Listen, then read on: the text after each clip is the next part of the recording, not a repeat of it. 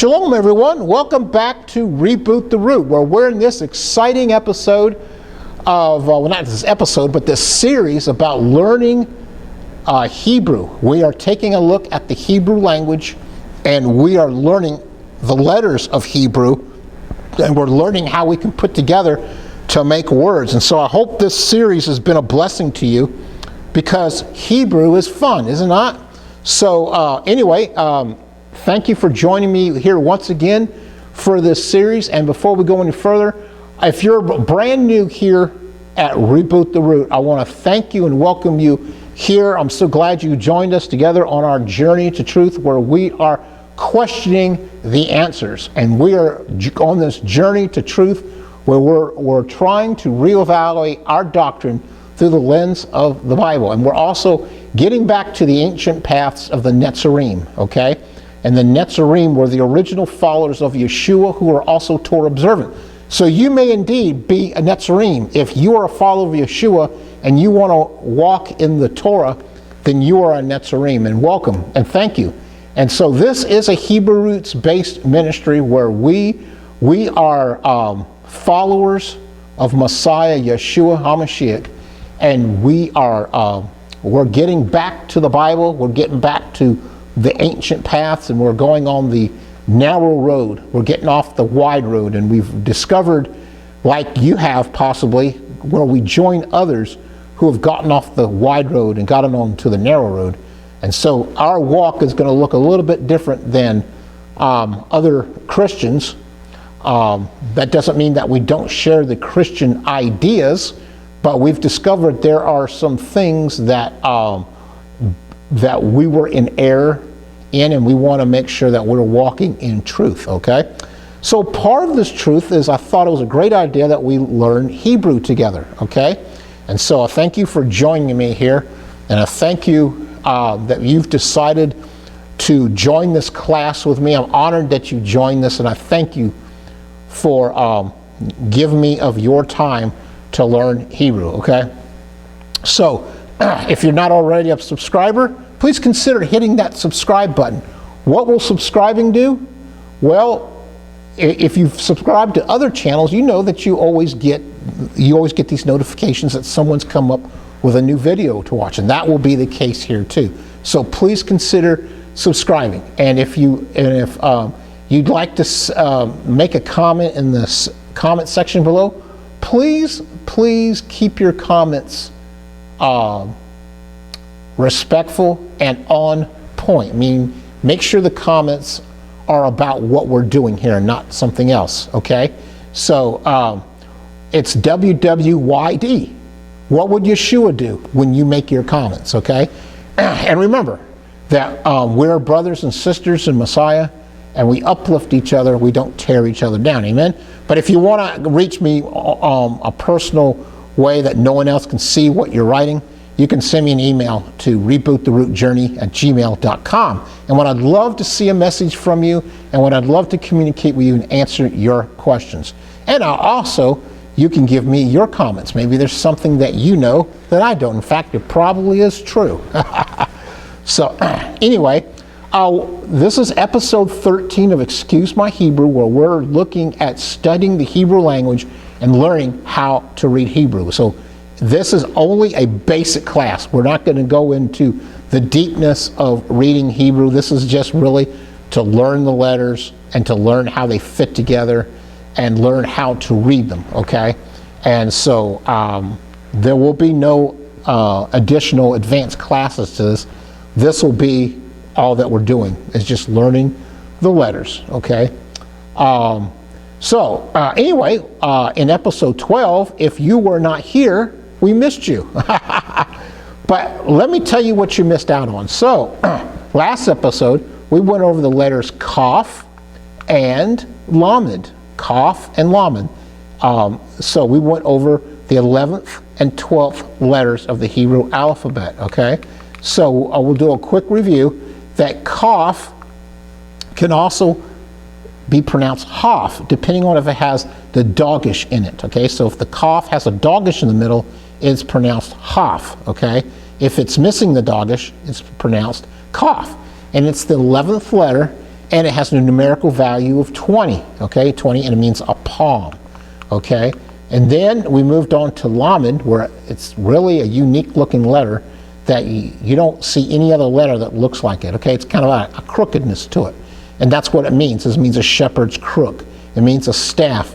It means a prodding stick, okay. And it is the 12th letter of the Hebrew alphabet, and it means 30, okay, 30. And then we looked at both the pictograph versions and Paleo Hebrew versions of Kaf and Lamed to kind of figure out what do the letters mean. It's important to know what the letters mean because that's when you know what the words mean, and that's why it's so different than English. In English words, you can't tell what they really mean based upon each letter, and that's what Hebrew does, okay? Hebrew looks at individual letters, has a picture attached to it, kind of like Egyptian hieroglyphs, and it kind of works like that. In fact, Hebrew is a Phoenician-based language. Okay, so that's what we covered in episode 12. So in episode 13, we're going to be covering 2 more letters, and we're going to be covering the letters Mem and Nun. Mem and Nun. In English, that's the letters M and N, okay? So let's start with Mem. Let's start with Mem, okay? And so Mem looks like this that I have on the screen, and it means water, okay? And in the Paleo and Pictograph Hebrew, it looks more like water than the modern form does, okay? So in the Paleo Hebrew especially, you can see that it looks like waves. But it is the 13th letter, and it means water, and it has a numerical value of 40. It's 40. So why do we go over the numbers of each letter? Might be one of your questions. It's because that when we know what numerical value is represented by a letter, we put the numbers together, and those numbers will mean something very significant to us. It's called gematria, and it will tell us more about what a word means by looking at its number and vice versa, okay? So that's why we study the numbers. So Mem is, like I told you about in the last episode, it is also a softed letter too, meaning it has a final form version of it, and this is the final Mem here I have on the screen, okay? The final Mem. And I got something I want to read to you from the Board of Jewish Education, okay? Mem, the Hebrew letter that equals the number 40, has an open and closed form, and that's true. You can see the Mem has an openness like a little gate to it, and the final Mem is all closed. There is no gate to it. And so final Mem always belongs at the end of a word, okay? So they say Mem, the Hebrew letter that equals the number 40, has an open and closed form. The open Mem appears anywhere but at the end of a word. So it's a final Mem is always at the end, okay? The closed final Mem is used to end a word, okay? That's from the Board of Jewish Education. And then, as usual, we want to look at some words that use Mem, okay? Some of the words we have at the beginning, and some of the words are at the end or in the middle. So we'll cover a little bit of each of those. So we have a word called sandalim, and that sounds like a familiar English word. It sounds like sandals. Well, that's what it means. Sandalim is sandals. But if you look at the word sandalim, it has the ayim. And if you recall our earlier episodes, we talked about ayim as a plural form in Hebrew. Ayim is a masculine form of pluralness. Okay, so sandalim means sandals, plural form. And so we spell that with a samik, a nun, a dalet, a lamed, a yud, and then a final mem. So there's that final mem at the end of the word. And then our next word is Mashiach. Mashiach. What does that mean? It means Messiah. Messiah is Mashiach. That's spelled with a mem. You can see the openness there at the bottom of that letter where it's a little gate. It's different than the final mem. So it is a mem, then a sheen, and then a yud, and then a het. Okay? A het. Mashiach. Then we have another familiar word called Moshe, or Mose, that's from Moses or Moshe, which means drawn out. And you recall your story in Exodus, Moses was drawn out from the Nile River. So Moshe is spelled with a mem, with a sheen, and with a hey. And you see that group of 3 dots at the bottom of the sheen? Well, that means it's a segul. It's a segul, and that is the vowel point. That's what the vowel point called. The group of 3 dots under the letter. It gives an E type of sound. Moshe, Moshe, mem, sheen, and hey, Moshe. Then we have another word called shemesh. Shemesh means sun, and that's spelled with a sheen, a mem, and another sheen, shemesh. Then our last word is called moed. So if you're a feast observer, you know that means an appointed time, an appointed time. And those are the feast days of Yahweh. You can read about those in Leviticus 23. If you're not into feast keeping, you can become a feast keeping person. And then that moed is spelled with a mem, a vav. And so when you see that vav right there with the holam on top of it, the dot up on top of it, that is going to turn your letter before it into given an O sound. So moed. So that's mem, vav, ayin, and a resh. And you see under that ayin, you have those 2 dots, and that is called a sebre, okay? And that gives you an E type of sound, sere. And you notice that whenever we talk about those vowel dots or funny looking shapes in the letters, the name of the nakud, those are called nakuds, vowel markers, whatever they're called, they represent the sound that it makes. So you see sere, it's going to make an sound, se. So you say moed.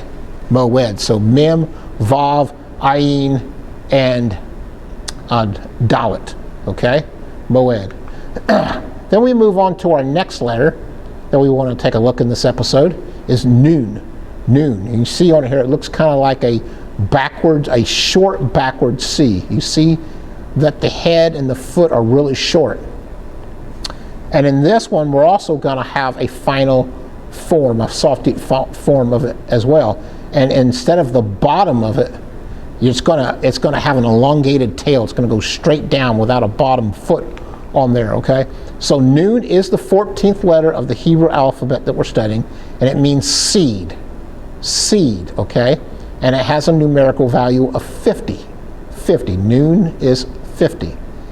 And so the final form of softy looks like this I got on the screen. It's got an elongated tail, and it's got a curved head. It's basically the same letter as nun, but it's had the foot taken off, and it has the tail continue to go down. So the final nun is actually a Semitic softed letter that appears at the end of a Hebrew word. And this type of language that we're studying in Hebrew here is called an abjad system, which means there's only consonants, okay?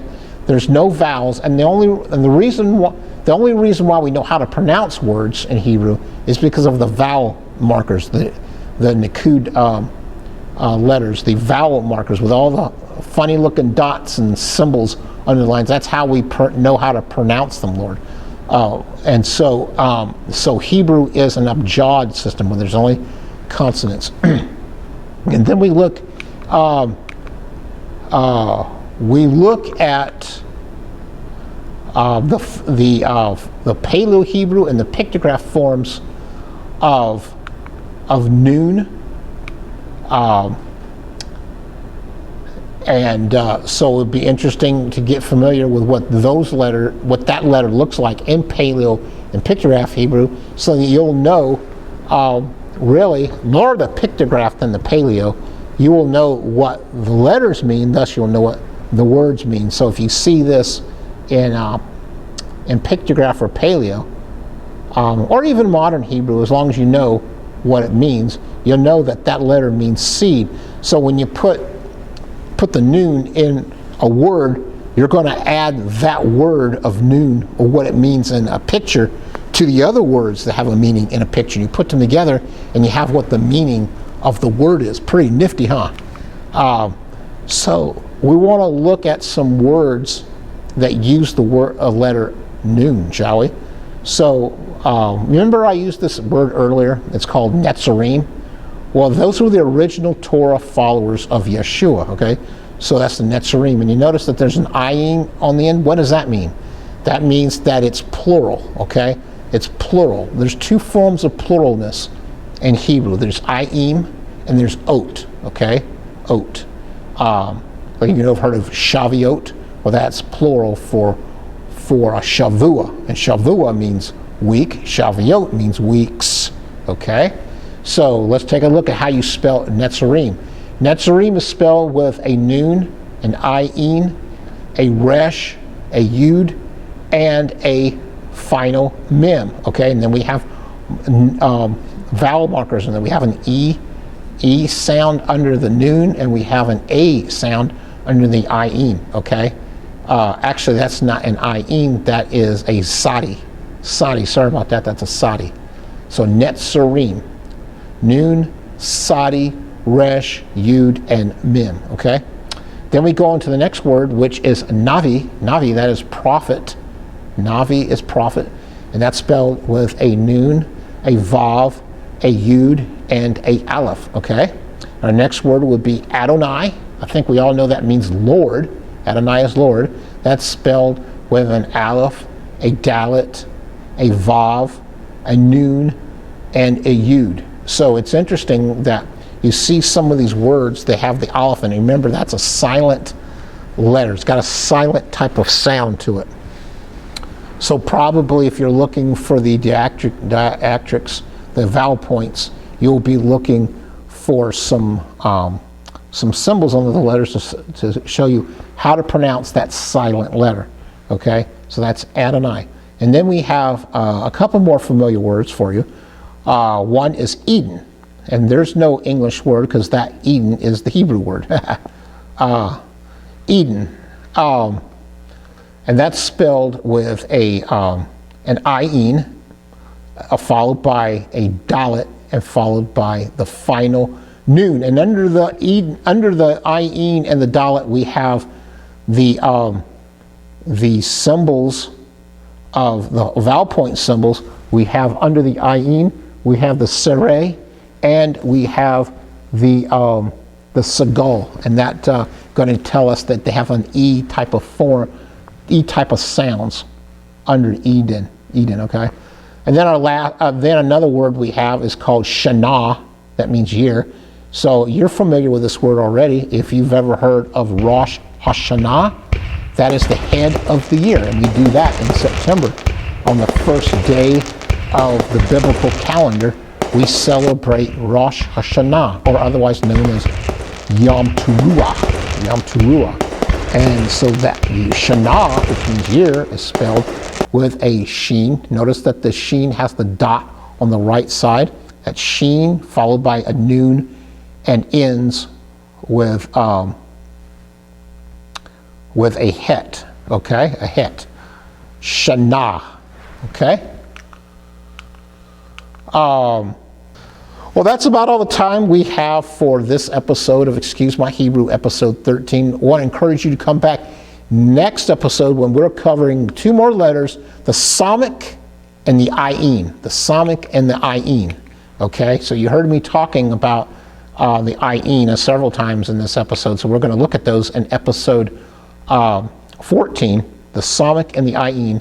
But for now, I want to thank you for joining me here for Excuse My Hebrew here on ReBoot the Root, and encourage you to come back next time as we but we continue to look at our Hebrew letters.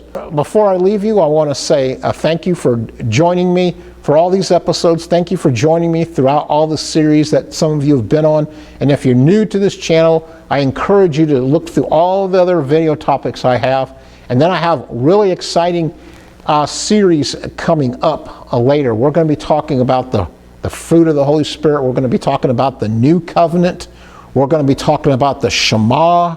And we're going to be talking about other things that will be of great interest to you. And so make sure you're a subscriber, and we'll look forward to see you next time here on Reboot the Root. Shalom.